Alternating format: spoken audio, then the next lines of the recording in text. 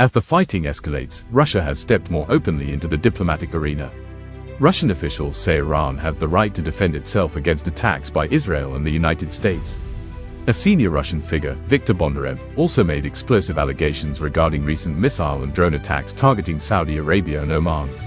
According to Bondarev, the weapons may have been launched from the American aircraft carrier USS Abraham Lincoln, CVN-72, operating in international waters near Iran.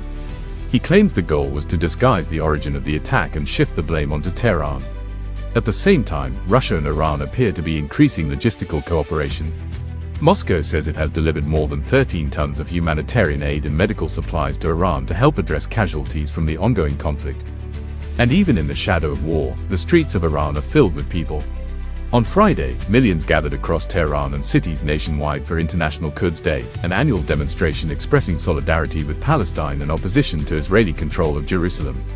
Reports say an air attack struck near crowds in Tehran where massive pro-Palestinian rallies were underway. Early reports indicate at least one person was killed. Despite the risk of drones and airstrikes overhead, millions still poured into the streets. Among those present was Iran's foreign minister, Abbas Araghchi, who delivered a defiant message to the crowds. He said that despite what he called brutal attacks by Israel and the United States, the Iranian people had demonstrated the determination to stand with the Islamic Republic, Palestine, and their national principles. Araghchi said the enemies of Iran would eventually be forced to recognize the strength and unity of the Iranian population. Iran's President Masoud Pezeshkian was also seen walking through the crowds in the rain, shaking hands, greeting supporters, and taking photos with citizens. The imagery is striking. While Western leaders often travel surrounded by security convoys and layers of protection, Iran's leadership was seen walking openly through massive crowds even as regional tensions escalate. For Tehran's supporters, the message is clear: the population is rallying behind the government rather than turning against it. A narrative of regime collapse long predicted by Western analysts appears to be moving in the opposite direction.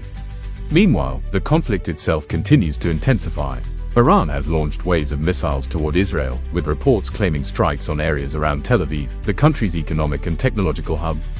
Iranian media say some of the attacks involved advanced hypersonic missiles designed to evade air defenses. And questions are now emerging inside the United States as well. During a press briefing, U.S. Defense Secretary Pete Hegseth was asked directly how many American casualties had been suffered in the escalating conflict.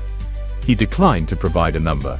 The refusal immediately sparked speculation that the true scale of losses may be far larger than publicly acknowledged. And the longer the numbers remain unknown, the more questions begin to grow.